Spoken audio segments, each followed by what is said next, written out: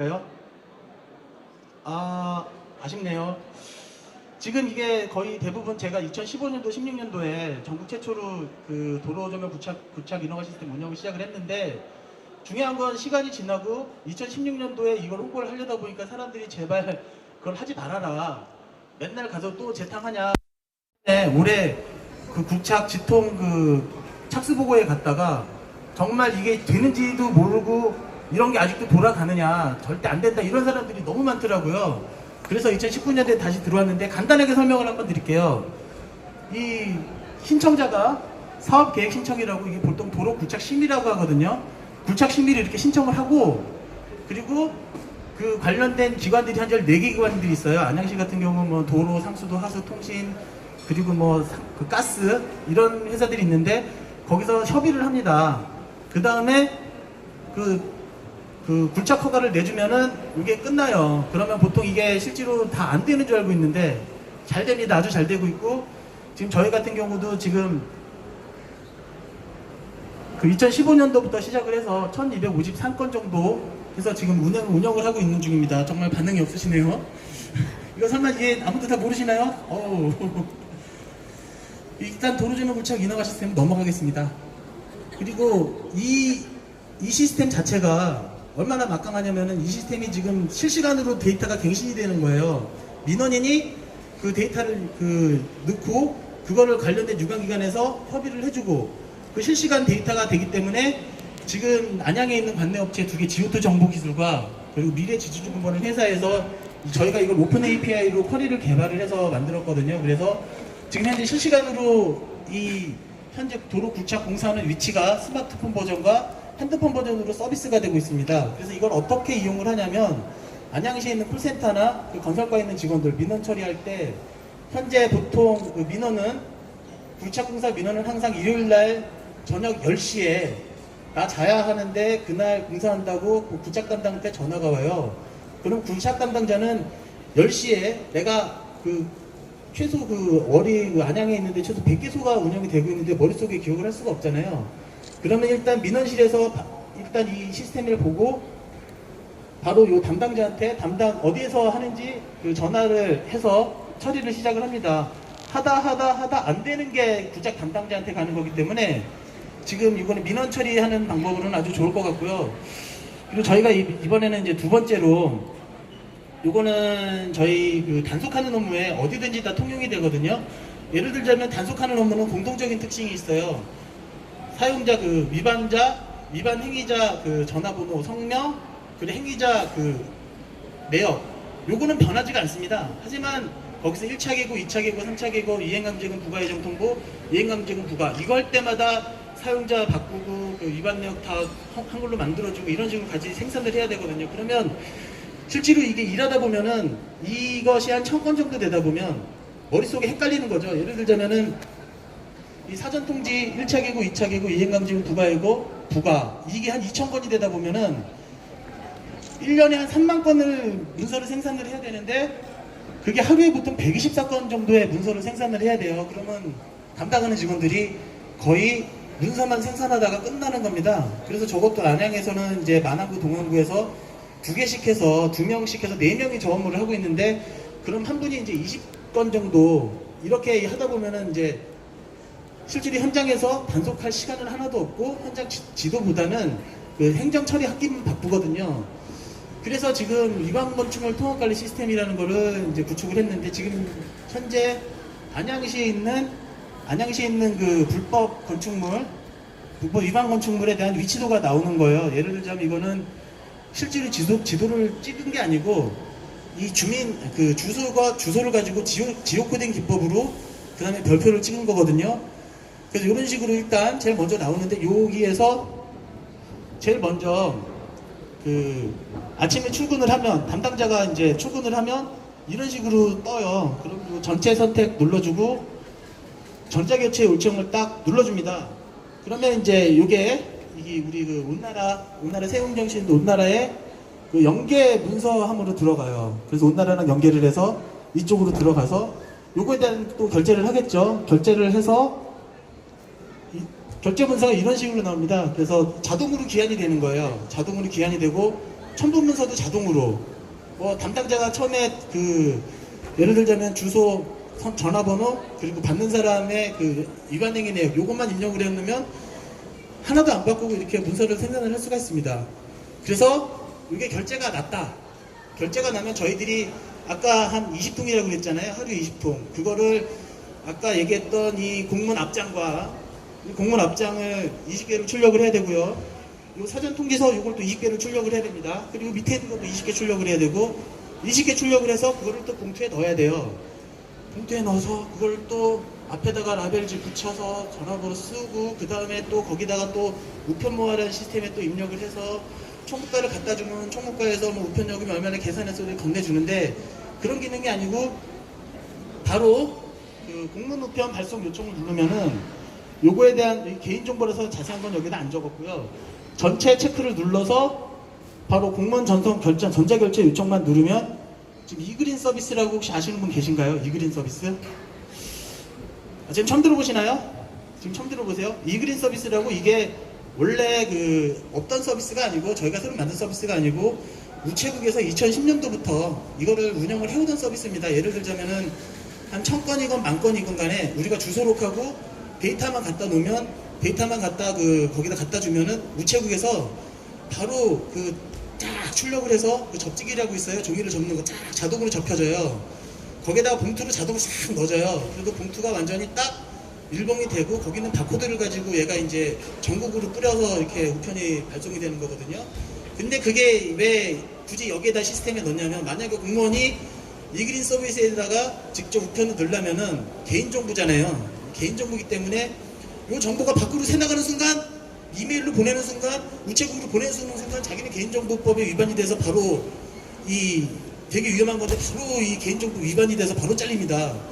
그래서 이거를 시스템하고 연계를 해서 시스템에서 버튼 누를 때는 이게 행정정보 공동 이용망이라고 행정부에서 만들어 놓은 게 있는데 요 망을 통해서 가면은 그 우체국도 국가기관이고 안양시도 국가기관이고 또 행정자치부도 국가기관이기 때문에 이게 보안에 아무 문제가 없어요. 그러면 중요한 거는 이 버튼 한 번만 누르면 그 다음날 10시에 우체국에서 바로 발송을 해줘요. 그러면 직원들이 이제 이것 때문에 보통 업무 시간 절감은 뭐 말씀드릴 것도 없겠죠. 뭐 기한 손가락 몇 번만 누르면은 할 일이 끝납니다. 그리고 제일 중요한 거는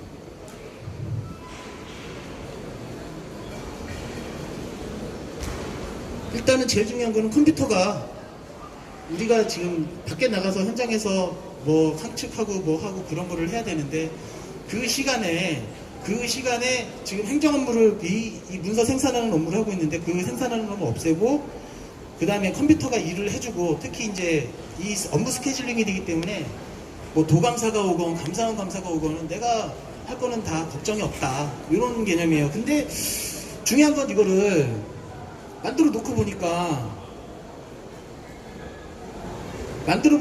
이게 이그린 전송 서비스가 너무 아까운 거예요. 그래서 요거를 다시 요 위반 건축물은 떼고 잠깐만 사진 좀 찍겠습니다.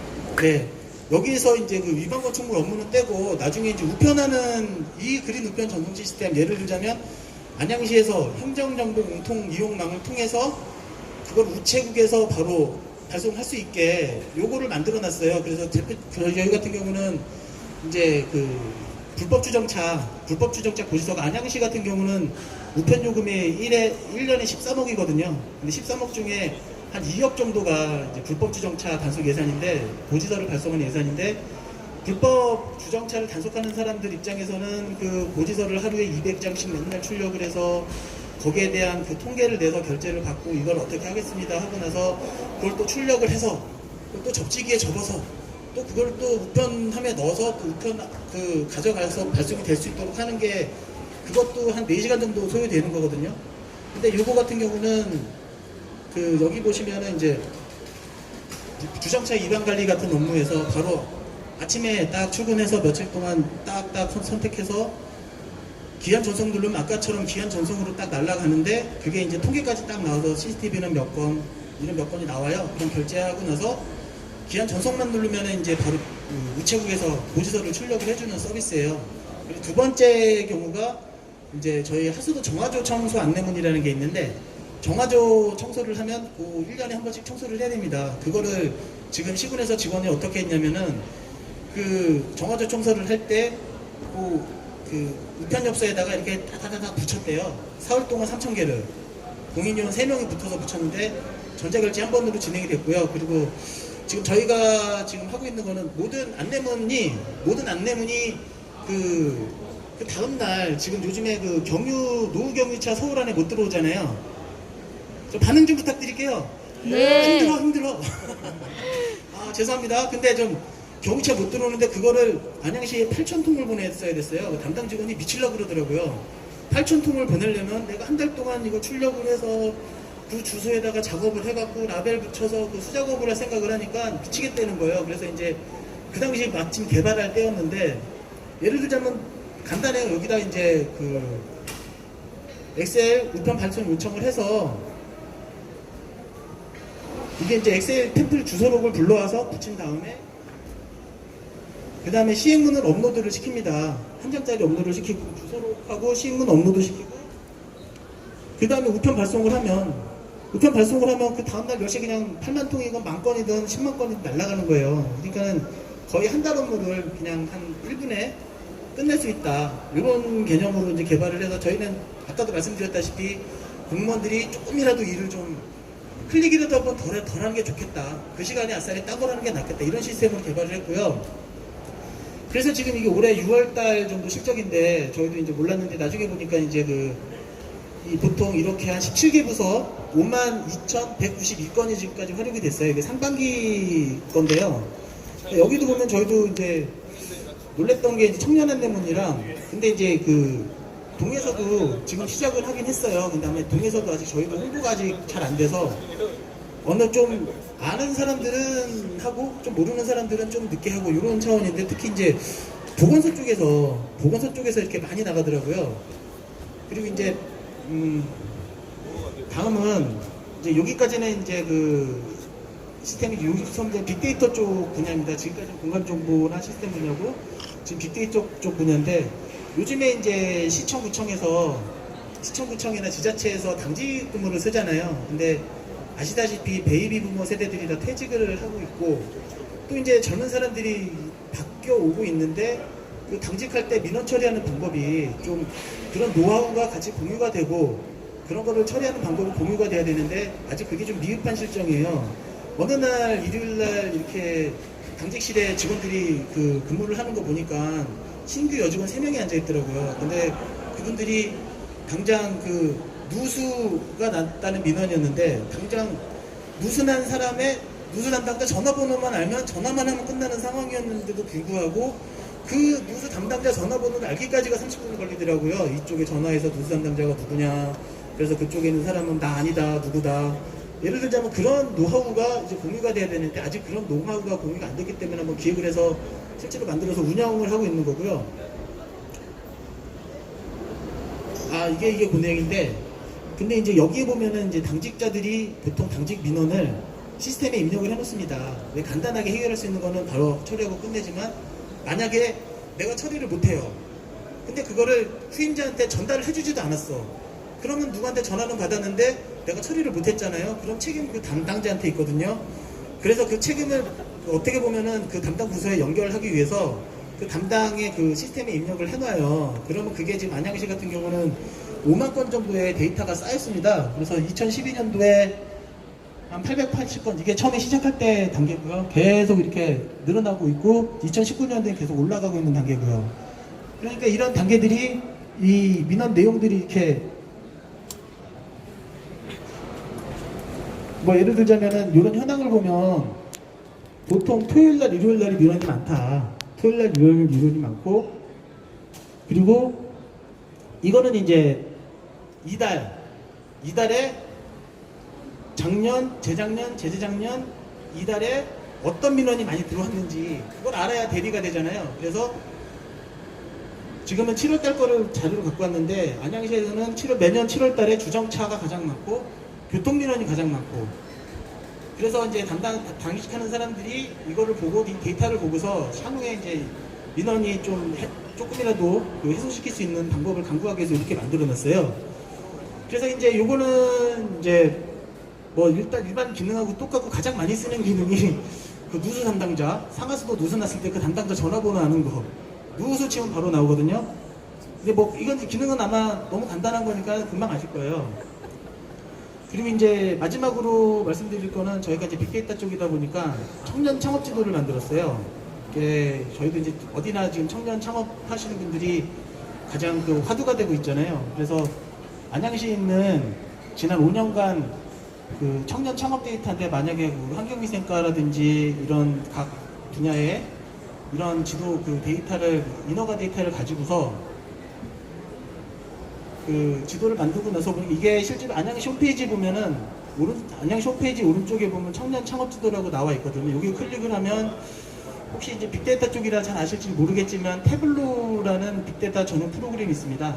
그 프로그램에서 이 각 동별로 찍으시면은 이제 그 동에 어떤 창업을 많이 했고 어떤 사람이 그 5년 동안 지속이 됐고 뭐 20년 뭐 그 지속이 된 그런 현황이 나오는데 이 간단하게 앞표면만 이렇게 얘기를 한 거고요.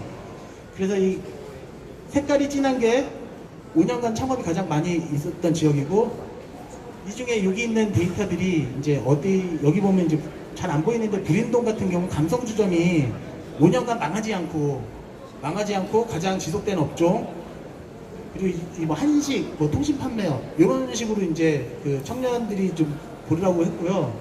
그리고 이 내용들이 지금 잘 안 보이는데 저도 이걸 하다가 보니까 참 희한한 걸 알았는데 이걸 여기 숙박 시설을 예를 들자면 이게 그 통계청에서 이번에 그 빅데이터 경진대회가 있었어요. 그래서 저희 직원이 일주일 동안 통계청을 가서 거기에 있는 신한카드가 점유율이 15%라고 그럽니다. 그래서 신한카드에 있는 데이터 안양시에서 외부 직원, 외부 사람이건 누구건 간에 카드 쓴 내역을 이렇게 맞춰보니까 저희 같은 경우는 범계동에서 잘 안 보이는데 범계동에서 가장 많이 사용을 했고 이게 잘 안 보여서 죄송한데요. 저희도 몰랐는데 저희가 이제 한림대병원이랑 메트로병원이랑 안양 샘병원이 있어요. 그래서 이 병원에서 가장 카드를 많이 썼다. 그리고 좀 저희도 되게 재밌었던 내용인데 여기서 얘기를 해도 될지 모르겠지만 이게 잘 안 보이는데 이게 20대 남자가 숙박시설에서 2만 원을 쓰더라고요. 근데 50대 남자는 숙박시설에서 5만 원을 쓰더라고요. 이게 나이가 가면 조금 이제 고급 시설을 쓰나 봐요. 저희도 이거 처음 알았거든요. 이런 데이터들이 있으니까 그리고 이제 이게 마지막 내용인데 만약 안양시 홈페이지 들어가 보시면은 아까 그거는 겉표지만 얘기한 거고 이 동별로 찍으면 동별로 요 리스트들이 다 바뀝니다. 다 바뀌어서 한번 시간 나실 때 한번 안양시 홈페이지 들어가셔서 요 청년 데이터를 한번 보시면 그거 이용하겠다. 우리가 이제 그 QGIS도 뭐 중요하지만은 한번 그 태블로라는 빅데이터 프로그램, 시각화 프로그램도 한번 알아보시는 것도 좋다고 생각하시고요. 그리고 이상 발표를 마치고 자세한 사항은 저쪽에 안양시청 부스가 있습니다. 그쪽에 오시면은 그 차가운 시원한 커피와 함께 자세하게 설명해 드리겠습니다. 이상 발표를 마치겠습니다. 감사합니다. 네, 발표를 진행해 주신 안양시 석준희님께 다시 한번 큰 박수 부탁드립니다. 감사합니다.